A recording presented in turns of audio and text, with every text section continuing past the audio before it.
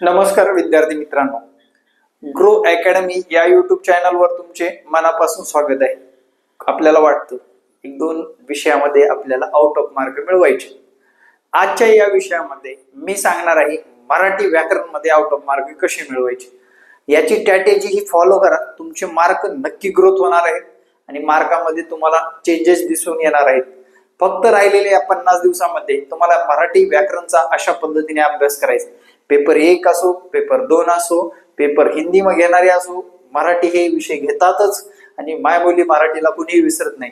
मराठीमध्ये मार्क मिळवायचा असेल ना, स्ट्रॅटेजी खूप आवश्यक आहे. मराठीच्या बाबतीमध्ये मित्रांनो एक खासियत तुम्हाला मी सुरुवातीला सांगतो काय करणं गरजेचं आहे. या स्क्रीनवर मित्रांनो लक्षात घ्या, मराठी व्याकरणचे असे 2 भाग पाडा. एक म्हणजे मराठी व्याकरण आणि दुसरा म्हणजे मराठीचा शब्द संग्रह. तुम्हाला हे दोन्ही भाग येणाऱ्या आगामी परीक्षेमध्ये कारणीभूत ठरणार आहेत. व्याकरणावर साधारण 15 ते 17 प्रश्न विचारले जातील आणि शब्द संग्रहावर सुद्धा 15 ते 13 प्रश्न विचारले जात असतात. त्यामुळे तुम्हाला हे 30 प्रश्न कव्हर करण्यासाठी, हे 30 मार्क मिळवण्यासाठी विद्यार्थी मित्रांनो या स्ट्रॅटेजीनुसार जावं लागणार आहे. राहिलेल्या वेळेत सुद्धा तुम्हाला क्लास करून ग्रो अकॅडमीशी जोडून परीक्षा पास करता येते. 30-40 मार्क पडणारी आता परीक्षा पास होऊ शकत नाही. 70, 60, 65 मार्क पडणाऱ्या विद्यार्थ्यांना आपण पास करतोय.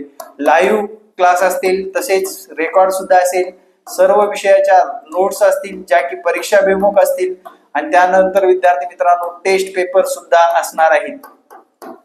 टेस्ट पेपर सेपरेट असतील, क्लास सेपरेट असेल. क्लासमध्ये नोट्स फ्री असतील मित्रांनो. आता बघा, राहिलेल्या वेळेमध्ये आपल्याला कशा पद्धतीने आहे, कोणत्या टॉपिकवर फोकस करणं गरजेचं आहे आजच्या याच्यात सांगणार आहे. पहिला म्हणजे व्याकरणाच्या बाबतीत शब्दाच्या जातीवर 3 ते 4 क्वेश्चन विचारले जातात आणि वर्णमालेवर 100% तुमचे 2 प्रश्न अवलंबून असतात. त्यानंतर वर्णमाला 2 प्रश्न, संधीवर 1 प्रश्न किंवा 2 प्रश्न असतात, प्रयोगावर प्रश्न असतो, समास या घटकावर प्रश्न असतो, वाक्याचे प्रकार या घटकावर प्रश्न असतो, वाक्य शुद्ध करणे याच्यावर असतो, विरामचिन्ह आणि शुद्ध वाक्य ओळखणे या घटकावर तुम्हाला टीईटी एक्झामला मागच्या पेपरमध्ये काढून बघा, या घटकावर 100% प्रश्न आलेलेच आहेत. म्हणून आपल्याला हे 100% करणं गरजेचं आहे. त्या पलीकडे जाऊन म्हणी, वाक्यप्रचार, विरुद्धार्थी शब्द, समानार्थी शब्द, शब्दसिद्धी, अलंकार, उतारा वाचनावर 3 ते 5 प्रश्न विचारले जातात किंवा कवितेचे निरीक्षण करून आपल्याला 3 ते 5 प्रश्न विचारले जातात. त्याच्यानंतर जे काही प्रश्न विचारले जातात त्याच्यावर सुद्धा आपण भाष्य करू. त्यानंतर विद्यार्थी मित्रांनो लिहून ठेवा, अलंकार या घटकावर तुम्हाला 100% प्रश्न विचारला जाणार आहे. वृत्त या घटकावर 100% प्रश्न विचारला जाणार आहे. पत्रलेखन या घटकावर सुद्धा तुम्हाला 1 क्वेश्चन विचारला जाणार आहे. त्यानंतर अलंकार झालं, वृत्त झालं, पत्रलेखन झालं, साहित्य व लेखक यावर सुद्धा प्रश्न विचारला जाणार आहे. साहित्य व लेखक यावर सुद्धा तुम्हाला प्रश्न विचारला जात असतो. त्यामुळे हे साहित्य व लेखक सुद्धा तुम्हाला करणं गरजेचं आहे. आणि साहित्याच्या बाबतीत लेखकाचे टोपण नाव आतापर्यंत जास्त वेळेस प्रश्न विचारलेला आहे आणि विद्यार्थी मित्रांनो विशिष्ट गटामध्ये किंवा विशिष्ट रकान्यामध्ये तोटके शब्द तुम्हाला दिले जातात. त्याचे एकत्रित करून एक मन तयार करायची असते आणि ती मन सुद्धा तुम्हाला तिथे इन्स्टंट राहिलेल्या वेळामध्ये आपल्याला तयार करता आली तरच त्याचा मार्क सुद्धा आपल्यासाठी प्लस ठरत असतो. अशा पद्धतीने तुम्हाला या घटकावर प्रश्न विचारलेच जातात. त्यानंतर विद्यार्थी मित्रांनो रस हा घटक सुद्धा तुम्हाला विचारला जातो. आता पेपर 1 असेल तर थोडस स्लो म्हणजे थोडस हार्डनेस कमी असतं, पेपर 2 ला याच्यामध्ये हार्डनेस जास्त असतं. त्यामुळे विद्यार्थी मित्रांनो राहिलेल्या आगामी दिवसामध्ये मराठी व्याकरणामध्ये सुद्धा आपल्याला आउट ऑफ मार्क मिळवण्यासाठी आपण स्ट्रॅटेजी वाईज काय करतोय, अभ्यास करतोय. त्यामुळे आपला नंबर सेव्ह करून लवकरात लवकर क्लास सुद्धा जॉईन करू शकता.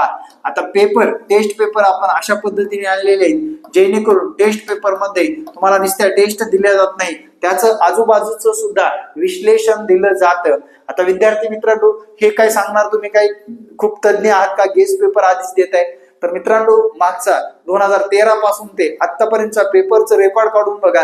प्रत्येक वर्षी तुम्हाला प्रश्नांची पातळी हार्डनेस वाढलेलं दिसेल, पण प्रश्न त्या घटकावर विचारले जातातच. जसं की प्रयोगावरला प्रश्न सगळ्यावरच आहे, काळाचा प्रश्न सगळ्यावरच आहे, वर्णमालेवर सगळ्यावर प्रश्न आहे, वृत्तावर प्रश्न आहे, त्यानंतर म्हणीच्या बाबतीत प्रश्न आहे, समासावर प्रश्न आहे. म्हणून तुम्हाला हे टॉपिक सर्वात प्रथम करणं गरजेचं आहे. आता राहिलेल्या वेळामध्ये मित्रांनो, रोज जर समजा मराठीला 1 तास दिला तर तुमचा एवढ्या तासात अभ्यास होतोय 1 2 3 4 5 6 7 8 9 10 11 12 13 14 30 तास द्या. बस 30 दिवसामध्ये आउट ऑफ मराठी व्याकरण तुमचं करून दिलं जाणार, किंवा तुम्ही स्वतः सुद्धा करू शकता. त्यामुळे या सर्व गोष्टीचा विचार करता हे मराठीचे जे की जबरदस्त विद्यार्थी मित्रांनो, जेणेकरून आपल्याला परीक्षेत उपयुक्त पडतील असे टॉपिक मी तुम्हाला या व्हिडिओच्या माध्यमातून सांगितलेले आहेत. व्हिडिओ कसा वाटला कमेंटमध्ये सांगायला विसरू नका. आणि या स्ट्रॅटेजीनं आपण आतापर्यंत 5 ते 7 हजार विद्यार्थी पास केलेले आहेत. तुम्ही सुद्धा या स्ट्रॅटेजीने अभ्यास केला तर नक्कीच मराठी व्याकरणामध्ये 30 पैकी 30 मार्क मिळवू शकता. Thank you very much. जय हिंद मित्रांनो, भेटू नेक्स्ट व्हिडिओ मध्ये. जय हिंद, जय महाराष्ट्र, धन्यवाद.